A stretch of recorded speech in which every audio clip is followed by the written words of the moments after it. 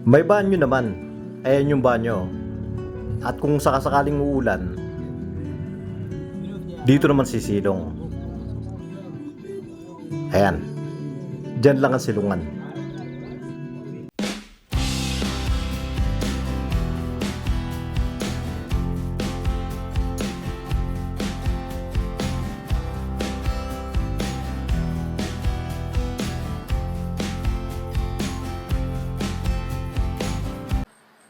Magandang araw mga kabayan. Nandito na nga pala ulit ako sa Rumbek. Kaninang umaga ako dumating. Pero yung dahilan kung bakit ako pinabalik dito, hindi ko pa rin alam hanggang sa ngayon. Ang alam ko talaga, doon na yung bagong duty station ko sa Maban. Kaya nga lang, hindi pa ako nagtatagal doon. Nakakailang araw pa lang ako doon. Tinawagan ako nung manager doon sa headquarters. Ang tanong sa akin na nasan daw ba ako? Sabi ko, nandun ako sa Maban dahil pinadala nga nila ako doon. Sabi, naipadala daw ako doon by mistake. At babalik daw ako doon dito nga, sa Rumbek. Kaya, nung Lunes, pinabiyahe na ako, pabalik doon sa Capital City. At ngayon nga, biyahe ko naman, pabalik dito sa Rumbek. Pero nung bago ako umuwi ng Pilipinas, nakita ko na yung listahan nun. Yung mga iswa-swap ng mga technician. At nakita ko nga yung pangalan ko, doon na ako talaga nakalagay sa Maban. At pagdating ko nga, inaasahan ko na talaga yon na doon na ako didiretso. At pinadala nga nila ako doon, pero hindi ko alam kung paanong nangyari, bakit bigla akong pinabalik dito. Noong nakausap ko yung mga driver dito, yung grupo ng transport group, tuwang-tuwa sila. Kanina, tuwang-tuwa rin ako dahil yung reaction nila nung makita nila ako, talagang tuwang-tuwa sila. Ang sabi nila, sila daw yung nag-request na pabalikin ako dito.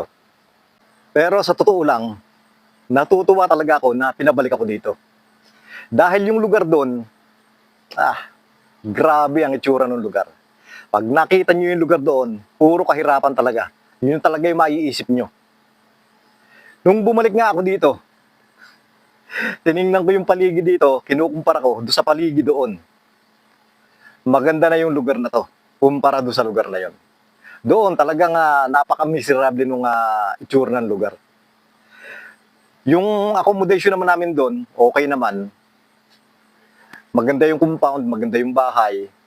Ang problema nga lang namin doon, yung sa gawaan, sa workshop, gumagawa lang kami doon sa may ilalim ng mga puno.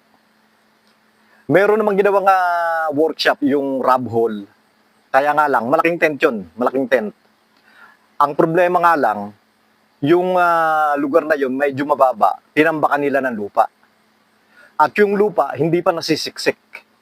Kaya nung naglagay kami ng truck, gumagalaw. Nung ginaka namin, gumagalaw. Kaya hindi pa pwede yun. Yun ang unang-unang nakita kong magiging problema doon.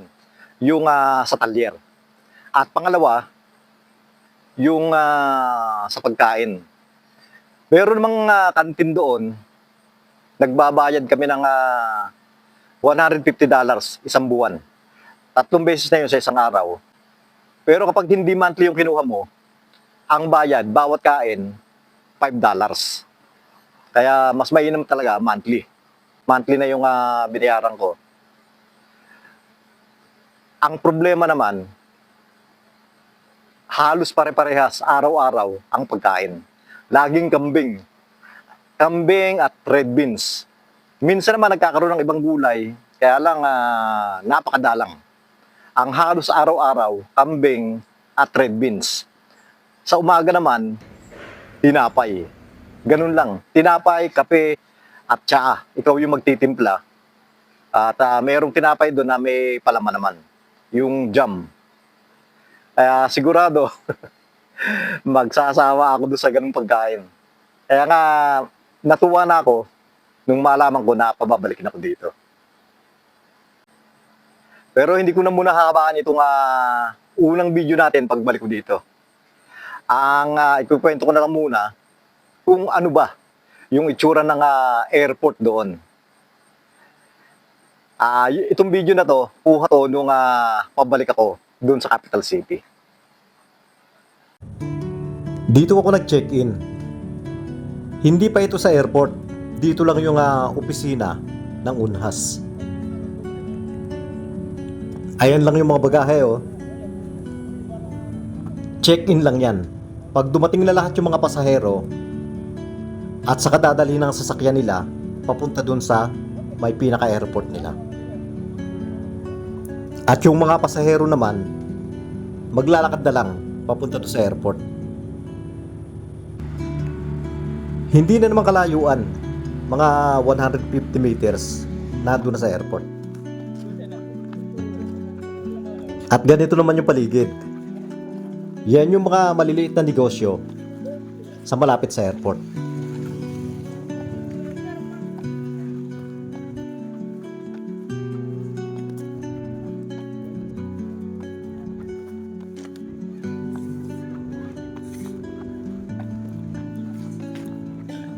At kahit doon sa pinaka-airport nila mismo, wala man lang kahit isang upuan. Puro nakatayo lang yung mga pasahero. Pero marami namang mga nagtitinda ng tsaa, kape, nasa ilalim ng mga puno. Kaya kung gusto mong maupo, bibili ka doon sa mga nagtitinda ng tsaa, pwede ka maupo doon. Ganun lang.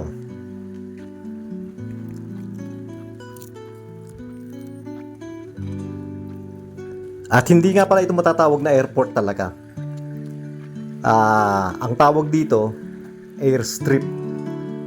Dahil runway lang siya para malapagan ng eroplano. Pero yung mga facilities, wala talaga kahit ano.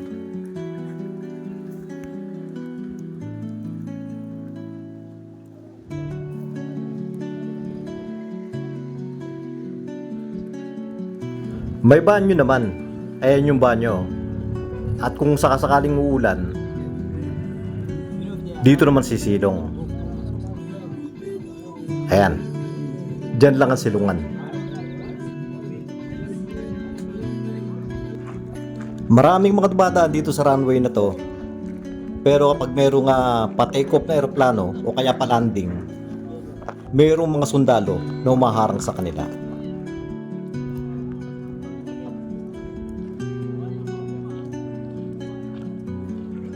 Kanina pagdating ko, dumiretso naman agad ako doon sa workshop namin dito. Kinumusta ko yung mga kasamahan ko doon. At pati doon sa mga driver nga, kinumusta ko yung mga tao dito. Dahil tuwan-tuwa sila nung makita nila ako uli. Si James, wala. Ang sabi nila, nagbakasyon daw. Kaya hindi ko alam kung kailan kami magkikita noon. Tinatawagan ko kanina, hindi sinasagot yung telepono. Kaya mamaya susubukan tawagan uli. Maraming salamat nga pala doon sa mga patuloy na nanonood ng mga ina-upload ko. Lalong-lalo na yung mga nanood ng mga gala namin nung nandun ako sa Pilipinas. Balik po tayo dito sa Rumbek. Kaya tuloy lang natin yung vlog. Maraming salamat po.